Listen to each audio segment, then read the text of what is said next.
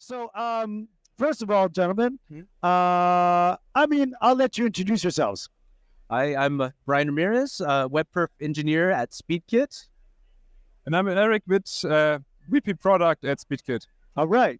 And what they forgot to tell you, they're also organizers of last night's meetup somewhere in Amsterdam. I don't know where we were, but it was very packed and it was a great time. So I just want to congratulate both of you for putting on a great event. Thank you. We survived it. It was a lot of fun. It was great to have so many speakers just come in from everywhere, introducing a lot of good topics. We had an expert panel for the quiz. Yep. And it was awesome. Awesome. And then Stoyan showed up and ruined it. You know? No. It was my map book, I think. I kind of... no. Stoyan ruined it, you know. No, but that was really good. Thanks for putting that together. So SpeedKit. Who wants to tell me about SpeedKit? Should I? Yeah. Yes, Okay, by all alright. means. Yeah, so SpeedKit, really exciting, I think. We are a performance plugin for mostly e-commerce websites. So actually, the idea is you implement some clients of JavaScript, you upload a service worker. Yep. We take care of some really fancy caching. Yep. Even of uncachable things like your HTML, and make sure users still get personalized data and the best performance possible. Awesome. And how long has SpeedKit been around?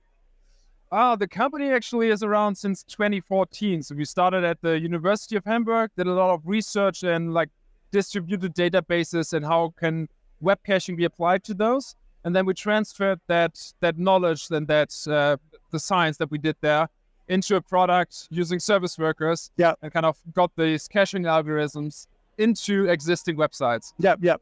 And I know I'd meant to sort of, catch up with you guys and talk about this like academic project that became SpeedKit. Tell us a bit about the project and how that came together. Oh yeah, the academic project started even before I joined the company. I think in 2010, our CEO, who's also here somewhere. I'm gonna get him. Yeah, let's get him here. Sure. Yeah, we're around He either way. started this actually with this bachelor thesis. So they looked into at that time NoSQL databases and how they can benefit from web caching. So how can you kind of have dynamic database entries put into web caches and then delivered faster from there, and what benefits and what challenges does that actually make? It's turning into a bit of a party here. All right. So I'll let him introduce himself. Thank you. My name is Felix. I'm one of the founders at Backend and the CEO.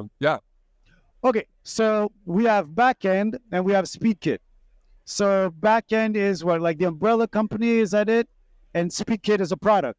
Yes, Backend is a bit of a historic thing. We used to come from kind of server-side infrastructure, and that's where the name originally came from once we were back in the days at university, of doing Backend as a service stuff. Yeah. But since 2018, we have been solely doing SpeedKit. Yep. And we decided to just leave the company be as Backend and just introduce the product as under the name SpeedKit.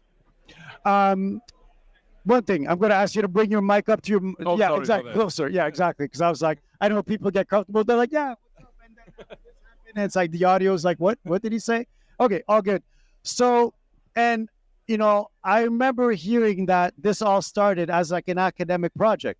Like those beginnings. What was that like? Yeah, those were really fun days. We started the whole thing back in our bachelor's time at the University of Hamburg, doing kind of computer science stuff around caching, and we discovered basically that web caching is not really regarded back then in 2010 as a good technique of accelerating, for example, REST APIs or things that are considered more dynamic. Yeah. And what we wanted to look into is, can you actually apply the whole kind of HTTP caching infrastructure for more dynamic things like the REST API, database interface, things that you would normally consider uncacheable. Yeah. And based on that idea, we basically build a prototype that uses HTTP caching combined with a cache coherence mechanism to correct wrong HTTP caching when when your cache times have expired and these have updated, to account for that and update the cache locally. And based on that core idea, we started the company thinking that there's room for building basically a very fast database or backend as a service system that is fully cached, fully scalable, and very low latency based on HTTP caching. And that later on got transferred into SpeedKit. When service workers arrived in browsers, we took the whole caching scheme and adopted it to more or less serving existing web pages and still use the same caching approach for example, invalidating and updating HTML pages or tag managers, for example. SpeedKit is the actual derivative of the academic work. Exactly. There's like around 3 different PhD theses that where we look at different parts of it, like the client-side caching, like how to do real-time invalidations, and the mix of these research studies went into SpeedKit in the past years. Amazing. So SpeedKit was the first. Okay, so now backend is the umbrella company, as I'm calling it. Yeah. It was SpeedKit the first product out of that company? It was the first working product. Oh. So we did have a first product, but we did not really have first customers. So it's not even a product. It's like whatever. So what else does backend have at this point? It's just SpeedKit. Okay. So only one product left. We are starting to broaden up a little bit of what we do. We started as SpeedKit just doing website acceleration, and now we're looking into covering the whole end-to-end performance story. So starting with monitoring your performance, doing some acceleration in SpeedKit for dynamic content, and in the long term, what we want to do is to basically expose performance recommendations based off of this run data, but also the automatic optimizations that we apply, so that basically we cover the full chain of optimization that you can perform on any website, basically. Amazing.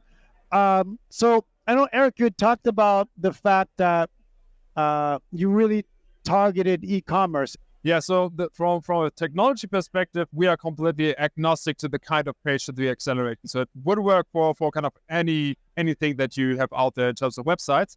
But then again, in e-commerce, the connection between page speed and earning more money and business metrics, the money, is so apparent that these e-commerce vendors can actually pay a tool in order to solve that problem for them, or even to accelerate beyond what they are capable in their internal teams. Nice. And the reception's been good, or so? Because from what I understand, if I'm looking at the timeline, 2014 is when SpeedKit kind of came around. So am I correct? Yeah. So what was it like then to say almost 10 years later in 2023? Like, did you see that big change in interest, or when did that happen? Yeah, for sure. So I think it's like around 2018 where we had the first big customers on this, because this is where service workers were really mass compatible, supported in every browser, at least in every major browser. Mm-hmm. And this is where it actually made a lot of sense to accelerate a huge portion of the traffic for our customers. Mm-hmm. This is where we built up the first really high-level customers who are using that. And from there on, we actually made really great progress. So what we... Like ka-ching, progress? Is that ka-ching? Evaluate progress in terms of how many users worldwide do we accelerate with this tool. So this is what we take a lot of pride in. Yeah. And I think we are at like 300 million users per month right now that we're accelerating through that tool, through our e-commerce customers, which is really cool. Amazing. 300 million. That's basically like all of the US. Yeah, exactly. Exactly. Now, and are you European centric, or do you have customers all over the world? We have customers all over the world, but in terms of sales, we are still very focused on Europe, but also now starting to tip into the US and see, because I think the performance issues in the US, they are even greater, and the product is completely independent from the locations in Europe and works everywhere, especially the US. And since latencies are a much bigger pain even in the US, this kind of caching even delivers more impact there. Amazing. So latency data in the US indicates that they have a harder time there than Europe. Really? Sure, because it's Wow. just a bigger land. You have way more cache pops, for example, that you need to be to keep up to date and keep warmed up. Yeah. And definitely Europe is more dense and Yes. thus has a kind of less of a latency problem than the US. You've sponsored Perf this year. Is that correct? Yeah. How's it been? Like, I know you were here last year. I saw you here last year. Did I? The last 3 years I was. Yeah, okay. And did I see you here last year? Okay. I was going to say, how's it been for you first time? Quite amazing. I mean, it's the first day, the first 3 talks. So I don't know. It could be all downhill from now. It could, but I don't expect that.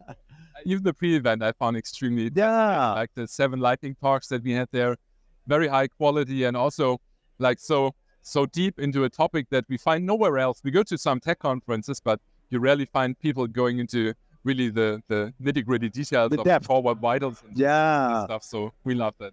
Yeah, it definitely is, like I said, a bit of a pilgrimage when you come down here. It's kind of like, oh my God, breath of fresh air. You know what I mean? So, but congratulations on all the success so far for you guys. I mean, without spilling too many of the beans, but what can we expect in the future from Backend and SpeakIt? It's a good question. We have big plans. We are currently, I would say, compared to other companies here, small. We are 80 people roundabout. So 80. We have a little speed curve. We have a lot of room to grow. 5, I don't know. Way. Yeah. And our goal is actually to offer something that is a new category besides traditional CDNs. We want to more or less establish a new type of performance optimization, kind of integrated with monitoring and performance improvements that goes beyond what traditional static CDNs can provide. And for that, we think we're just getting started. Amazing. And we have big plans and hope to be around here in the future with much more people than now. Awesome. Did you hear that, Akamai? We're coming to get you. Hey, Backend people, thank you. SpeakIt, Backend, I don't know what to call you guys. Thank you very much for stopping in. Felix, thank you. Thank you. Brian, thank you. And Erik, thank you very much.